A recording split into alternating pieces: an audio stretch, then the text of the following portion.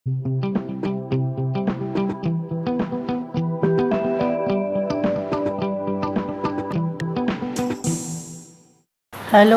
नमस्ते स्टूडेंट्स। आज हम अधिगम के लिए आकलन एवं अधिगम का आकलन में अंतर स्पष्ट करेंगे। अधिगम के लिए आकलन असेसमेंट फॉर लर्निंग, अधिगम का आकलन असेसमेंट ऑफ लर्निंग। इन दोनों का हम पहले अलग अलग अध्ययन कर चुके हैं। आज हम इसमें अंतर स्पष्ट करेंगे। अधिगम के लिए आकलन में मैंने पूर्व में ही आपको जानकारी दी थी कि यह कक्षा शिक्षण कार्यक्रम के दौरान किया जाता है। जब कक्षा कार्य चल रहा होता है या कक्षा हो जाती है, उसके बाद इसका किया जाता है। जब छात्र पढ़ाई कर रहा होता है, कुछ सीख रहा होता है क्लास में, तो उस वक्त अधिगम के लिए आकलन का कार्य होता है। इसमें शिक्षक एवं विद्यार्थी दोनों ही अपने अपने कार्य का आकलन करते हैं। शिक्षक भी अपनी पढ़ाई गई कंटेंट में टीचिंग मेथड है, इन सब का आकलन करता है कि वो जो अप्लाई कर रहा है वो सही है या नहीं। और स्टूडेंट भी अपने अपने कार्य का आकलन करते हैं कि मुझे कहाँ सुधार की क्या आवश्यकता है। और अधिगम का आकलन जो एंड में, वर्ष के एंड में होता है, जब छात्रों को मार्कशीट प्रदान की जाती है। तो यह अधिगम के लिए आकलन यह होता है रचनात्मक आकलन। रचनात्मक आकलन होता है। और जो ये अधिगम का आकलन होता है, यह होता है योगात्मक आकलन होता है। ये भी आप इसमें एक अंतर स्पष्ट कर सकते हैं कि अधिगम के लिए आकलन होता है वो रचनात्मक आकलन होता है, और वो होता है अधिगम का आकलन योगात्मक आकलन, सम्मेटिव असेसमेंट होता है। फिर अब हम अंतर करेंगे। सबसे पहला अंतर है इसमें, यह अधिगम से पूर्व प्रारंभ होता है और यह प्रारंभिक प्रक्रिया होती है। अधिगम के लिए आकलन कक्षा शिक्षण कार्य के दौरान होता है। जब क्लास में शिक्षक बच्चों को पढ़ा रहा होता है, उसमें कुछ जानकारी दे रहा होता है, तब शिक्षक और विद्यार्थी दोनों ही अपना अपना आकलन करते हैं, अपने अपने कार्य का आकलन करते हैं। और अधिगम का आकलन इकाई के अंत में होता है। ये हो रहा है प्रारंभ में जब कक्षा कार्य चल रहा होता है, और ये जब इकाई के अंत में होता है, उसको जैसे मार्क्स प्रदान करना। और ये अधिगम का आकलन एक तरह से होता है बच्चों को मार्कशीट प्रदान करना। वर्ष के जो अंत में जो बच्चों को मार्कशीट प्रदान की जाती है, प्रगति पत्र प्रदान किया जाता है, उसमें उसका शैक्षिक और सहशैक्षिक दोनों ही कार्य के बारे में पूरी जानकारी दी जाती है कि बच्चे का शैक्षिक स्तर क्या है, सहशैक्षिक स्तर में वो कितना भाग ले रहा है, उसके बारे में बताया जाता है।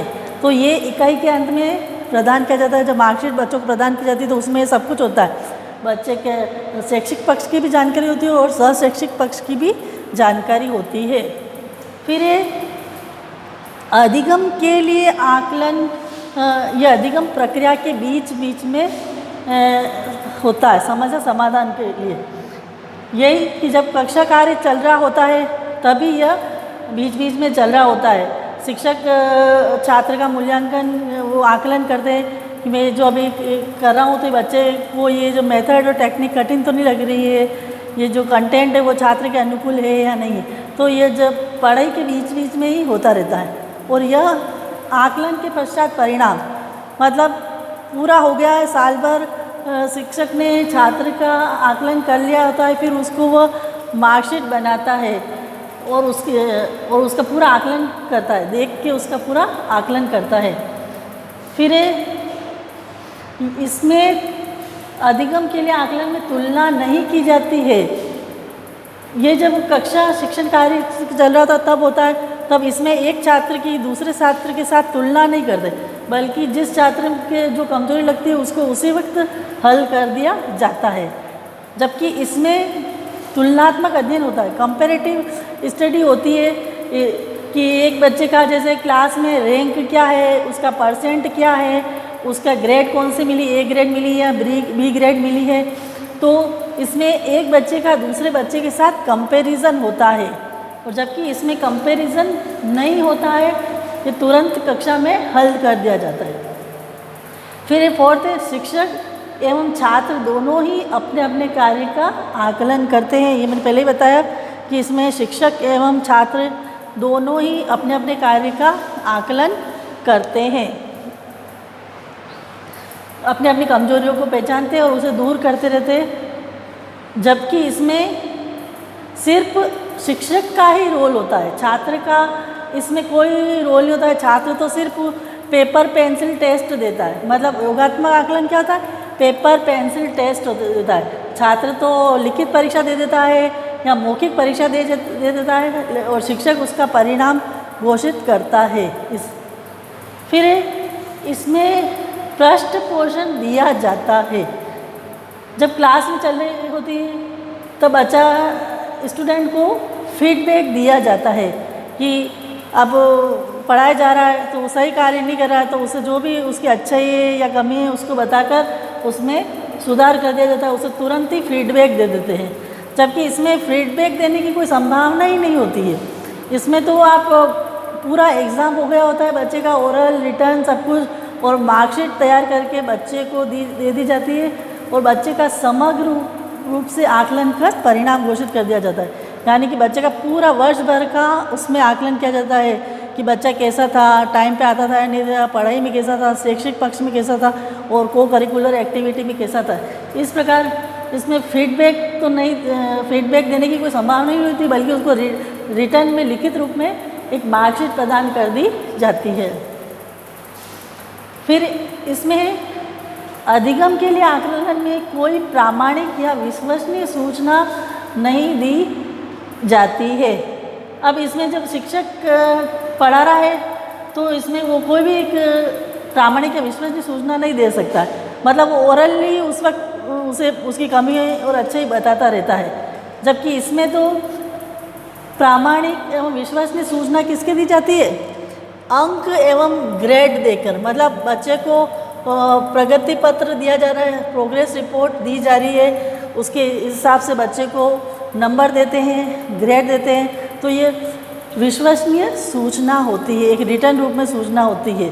जबकि इधर तो सिर्फ ओरली बच्चे को फीडबैक दे रहे हैं, और इधर हम दे रहे हैं छात्र को प्रोग्रेस रिपोर्ट दे रहे हैं वर्ष भर के कार्य की, तो यह एक विश्वसनीय और प्रामाणिक सूचना होती है, अधिगम का आकलन।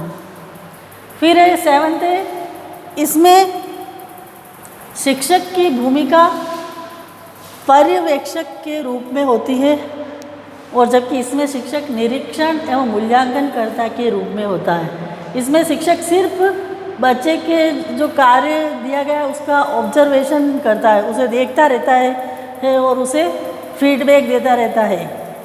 जबकि इसमें शिक्षक बच्चे को पूरी तरह देखता है, उसकी परीक्षाएं लेता है, फिर उसको मूल्यांकन करता है कि वो बच्चे का लेवल क्या है, उसको प्रोग्रेस रिपोर्ट देता है, बच्चा औसत स्तर का है, मध्यम स्तर का है, निम्न स्तर का है। तो बच्चे को इसमें अंक एवं ग्रेड देखकर प्रोग्रेस रिपोर्ट बनाकर इसमें शिक्षक छात्र का मूल्यांकन करता है। इसमें अधिगम के लिए आकलन असेसमेंट फॉर लर्निंग में मौखिक पृष्ठ पोषण दिया जाता है, ओरल फीडबैक दिया जाता है। क्लास में छात्र को ओरल फीडबैक दिया जाता है, कोई रिटर्न में कुछ नहीं होता है। जबकि इसमें छात्रों की अधिगम उपलब्धि का स्वरूप प्रस्तुत किया जाता है। इसमें ओरल फीडबैक नहीं देते, उसको रिटर्न में प्रोग्रेस रिपोर्ट बनाकर उसका मूल्यांकन करते हैं, दूसरे छात्रों के साथ तुलना करते हैं। फिर अधिगम के लिए आकलन में दोनों ही अधिगम गतिविधियों की सफलता के आधार पर पृष्ठ पोषण किया जाता है। इसमें बताया गया है कि शिक्षक एवं छात्र दोनों ही अपना अपना फीडबैक लेते हैं। एक टीचर को भी अपना फीडबैक मिलता है कि उसके ऑल ओवर करिकुलम में कहाँ सुधार करना है, या उसे सिलेबस में सुधार करना है, या फिर उसकी जो क्लासरूम में उसको सुधार करना है, या मेथड टेक्निक में उसे सुधार करना है, तो इसके लिए वो उस फीडबैक लेता रहता है। इसमें कोई फीडबैक लेने की आवश्यकता नहीं होती, इसे परिणाम प्रस्तुत किया जाता है मार्कशीट देकर। फिर लास्ट इसमें प्रगति की सूचना कक्षा में दी जाती, मतलब ओरली कक्षा में मुंह से बता देते हैं बच्चे को शिक्षक कि आपका क्या सुधार करना है, और इसमें यह व्याख्यात्मक नहीं होता है। यह तो व्याख्यात्मक होता है, बच्चे को बोलकर ही कक्षा में ही तुरंत ही एट ए टाइम उसे बताकर सुधार कर लिया जाता है, पर यह व्याख्यात्मक नहीं होता है। इसमें सिर्फ बच्चे को मूल्यांकन पत्र प्रदान करके उसका आकलन किया जाता है। तो ये हो गया अधिगम के लिए आकलन एवं अधिगम का आकलन। ये रचनात्मक आकलन होता है और ये योगात्मक आकलन होता है, ये भी इसका एक अंतर है। धन्यवाद।